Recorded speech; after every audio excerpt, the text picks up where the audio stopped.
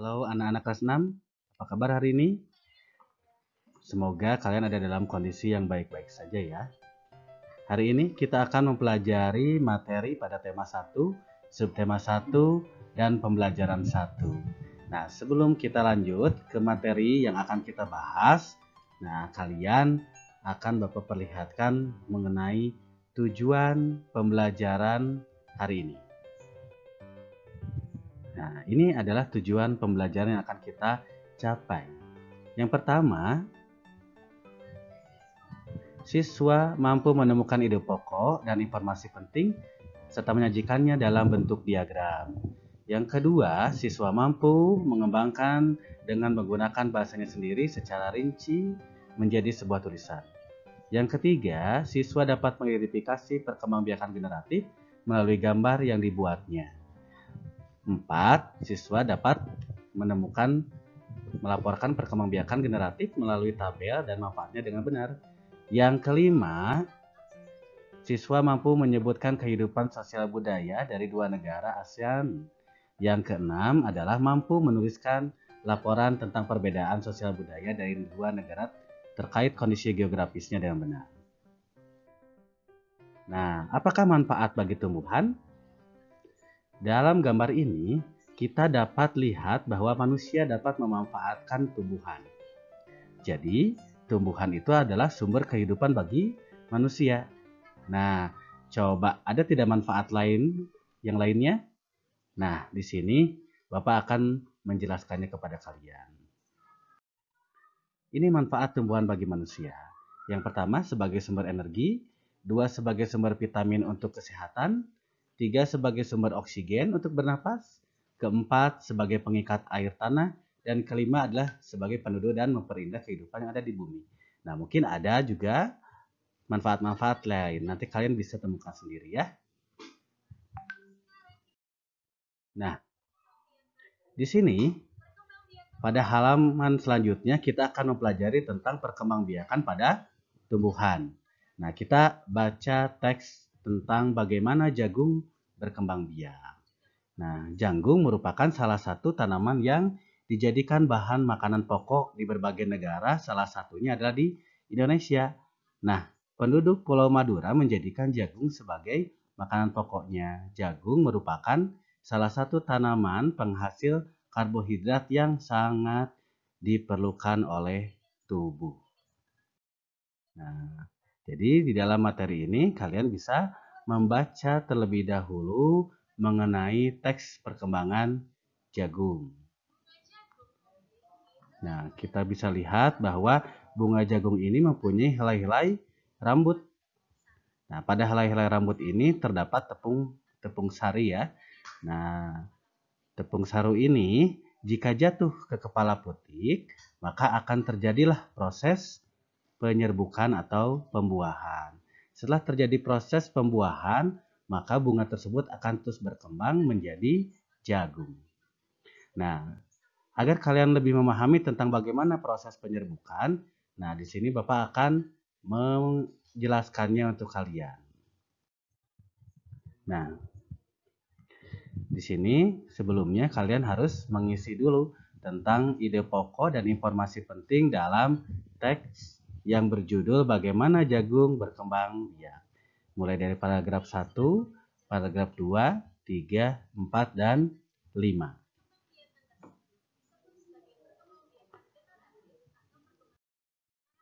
Nah, sebagaimana tadi yang sudah dijelaskan bahwa jagung ini berkembang biak dengan cara generatif. Apa itu perkembangbiakan secara generatif? Adalah perkembangbiakan yang terjadi dengan cara kawin, di mana terdapat sel kelamin jantan dan sel kelamin betina.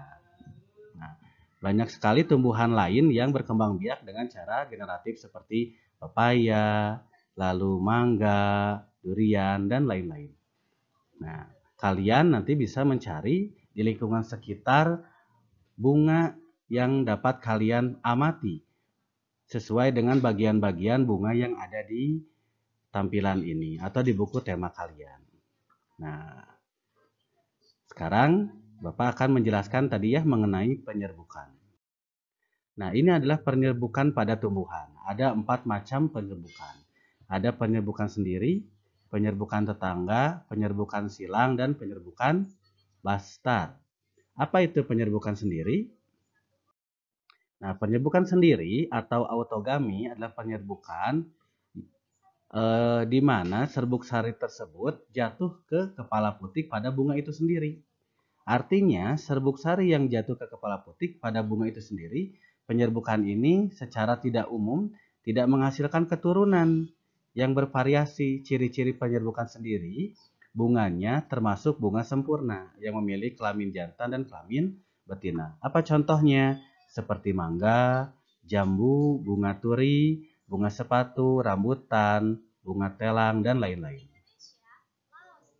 Yang kedua, ada penyerbukan tetangga atau disebut dengan geitonogami. Nah, penyerbukan tetangga ini adalah penyerbukan yang serbuk sarinya berasal dari bunga lain pada tumbuhan tersebut. Artinya, serbuk sari jatuh ke kepala putik pada bunga lain, tapi bunga itu masih terletak pada tumbuhan itu sendiri, pada satu pohon. Coba kita amati gambar di sini ya. Ini satu pohon, ada 2 bunga. Nah, serbuk sari pada bunga ini jatuh ke kepala putik di bunga yang lain pada satu pohon. Contohnya seperti jagung, padi, kelapa, kelapa sawit, mawar merah, mawar putih, dan lain sebagainya. Yang ketiga ada penyerbukan silang atau alogami. Pada penyerbukan silang atau alogami, jenis penyerbukan yang serbuk sarinya berasal dari bunga lain pada tumbuhan lainnya yang masih dalam jenis yang sama. Artinya, serbuk sari jatuh ke kepala putik bunga lain yang berbeda. Nah, tumbuhan tapi masih sejenis. Penyerbukan ini kerap disebut dengan istilah persilangan atau kawin silang. Nah, penyerbukan silang umumnya menghasilkan variasi keturunan karena perpaduan 2 sifat tumbuhan induk. Contoh, tumbuhan yang melakukan penyerbukan silang antara lain ada melinjo, ada kamboja, pinus, mawar, dan lain-lain. Umumnya semua tumbuhan bisa melakukan penyerbukan silang, khususnya dengan bantuan manusia. Yang terakhir ada penyerbukan bastar atau hibridogami. Nah, penyerbukan bastar biasa disebut dengan hibridogami merupakan jenis penyerbukan yang serbuk sarinya berasal dari bunga lain yang tumbuhan pada tumbuhan lainnya yang berbeda jenis atau setidaknya mempunyai satu sifat beda. Pada prosesnya, serbuk sari jatuh ke kepala putik bunga lain yang berbeda varietas. Penyerbukan bastar umumnya akan menghasilkan varietas baru. Nah, contoh tumbuhan yang melakukan penyerbukan bastar seperti mawar merah dengan mawar putih, lili kuning dengan lili merah muda, jambu batu merah, dan jambu batu putih. Nah, kita bisa amati gambar di sini. Ini gambar bunganya berbeda, tapi masih ada dalam satu jenis bunga. Nah, setelah kalian mengetahui tentang proses penyerbukan, kalian boleh menggambarkan salah satu bunga yang kalian temukan tersebut dan kalian tuliskan bunga tersebut itu berkembang biak dengan cara penyerbukan apa. Nah, terus kalian juga bisa tuliskan manfaat perkembangbiakan generatif itu apa bagi kehidupan kita. Nah, ternyata bunga-bunga ini banyak sekali macamnya. Nah, bunga-bunga ini pun ada persamaan dengan bunga-bunga lain di negara yang lain. Nah, bunga yang indah bukan hanya tumbuh di Indonesia. Negara-negara lain seperti negara tetangga pun memiliki bunga yang cantik oleh karena kondisi geografis yang hampir sama. Nah, bunga yang tumbuh tidak jauh berbeda jenisnya. Nah, perhatikan jenis-jenis bunga yang tumbuh di negara-negara tetangga. Indonesia dan Malaysia, bunga ini dapat digunakan sebagai pewarna di Malaysia. Bunga kembang sepatu dinamakan bunga raya dan merupakan bunga nasional. Nah, perhatikan juga bunga Kamboja pada gambar di samping. Bunga ini sering digunakan dalam perlengkapan tari di Bali. Ya. Nah, atau bunga Kamboja dapat ditemukan di Indonesia Dan di Laos, di negara tersebut, bunga ini digunakan untuk dekoratif, upacara keagamaan, dan penyambutan tamu.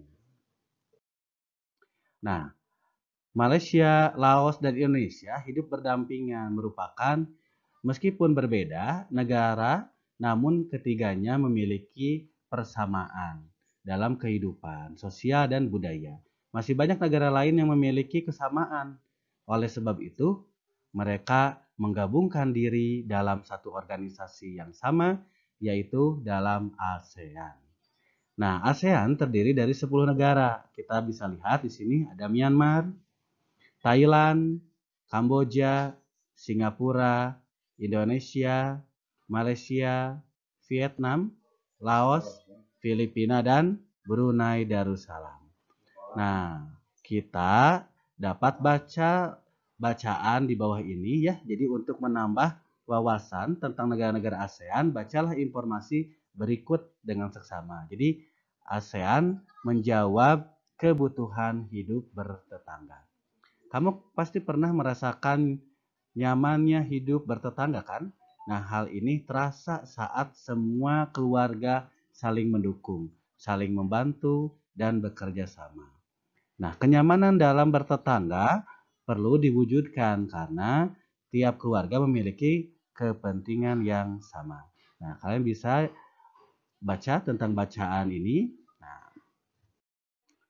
Nah, di sini, kita selanjutkan ke kehidupan sosial, budaya, dan masyarakat ASEAN ya. Nah, di sini ada negara Brunei Darussalam. Nah, di sini ada Kampung Anyer. Ayer ya, adalah desa terapung di Brunei Darussalam. Terus, selanjutnya di Malaysia. Nah, di Malaysia ini ada patung Dewa Murungga ya. Di Malaysia merupakan patung berukuran 42,7 meter. Di Filipina, budaya Filipina merupakan hasil perpaduan antara budaya barat dan timur. Nah, kehidupan budayanya dipengaruhi oleh budaya Melayu, Cina, dan Spanyol. Kita lanjutkan ke Kamboja. Nah, di Kamboja ada tari Apsara lahir pada 2000 tahun lalu. Lalu di Myanmar. Myanmar ada pakaian tradisional Myanmar yang disebut dengan longyi, mirip sarung kalau di Indonesia ya. Di Vietnam, nah di sini ada permainan menangkap jangkrik dengan mata tertutup, adalah permainan tradisional anak Vietnam. Nah, kita lanjutkan, ada di Laos. Nama Laos berhubungan dengan penemunya, yaitu Ai Lao. Nah, orang Laos terkenal dan kesehariannya yang sangat sederhana. Di Singapura, nah di sini ada patung yang sangat terkenal ya. Nah, patung berkepala singa, namun berbadan ikan ini ya, yang disebut dengan patung Merlion. Nah, lalu di Thailand. Thailand dalam bahasa Thai adalah Patret Thai yang artinya tanah kebebasan. Nah, jadi itu merupakan berbagai macam keberagaman sosial yang budaya yang ada di negara-negara Thailand. Nah, sekarang kondisi geografis di Asia Tenggara. Letak geografis Asia Tenggara berada di antara 3 perairan, yaitu ada Samudra Hindia, Teluk Benggoda di bagian barat, Laut Cina Selatan di utara, lalu ada Samudra Pasifik di timur. Nah, setelah ini, wilayah Asia Tenggara dibagi menjadi 2, yaitu ada daratan berbentuk semenanjung. Wilayah yang berbentuk semenanjung adalah ada Myanmar, Thailand, Laos, Kamboja, Vietnam, dan wilayah Malaysia bagian barat. Ada daratan yang berbentuk gugusan kepulauan. Nah, seperti Filipina, Indonesia. Wilayah Malaysia bagian timur, Singapura, dan Brunei Darussalam. Nah, selanjutnya, ayo kita menuliskan. Perhatikan cara berikut. Tentukan 2 negara yang akan kamu cari informasinya lebih dalam lagi. Tuliskan di dalam kotak yang tersedia. Tuliskan masing-masing karakternya di lingkaran yang sesuai dengan negaranya. Jadi di bagian warna merah muda ini kalian tuliskan nama negaranya ya. Misalkan Indonesia dan Thailand. Lalu di sini kalian bisa menuliskan karakteristik negaranya. Dan di bagian tengah ini kalian bisa tuliskan karakteristik yang sama. Seperti itu. Nah, sungguh menarik bukan kehidupan sosial budaya penduduk negara tetangga? Kamu akan belajar lebih banyak lagi tentang negara-negara ASEAN. Nah, setelah mempelajari materi tersebut, ayo kita renungkan. Apa yang kamu pelajari dari kegiatan hari ini? Hal paling menarik apa yang kamu pelajari? Nah, mengapa hal tersebut bisa menjadi menarik? Kalian bisa bekerja sama dengan orang tua. Nah, perhatikan lingkunganmu, apakah tanaman yang berkembang biak secara generatif? Ya, adakah atau tidak? Kalau ada, bisa kalian tuliskan. Diskusikan dengan orang tuamu dan sampaikan hasilnya kepada guru dan temanmu. Nah, anak-anak, berikut adalah pembelajaran hari ini pada tema 1, subtema 1, dan pembelajaran 1. Semoga kita selalu ada dalam kondisi yang sehat. Wassalamualaikum warahmatullahi wabarakatuh.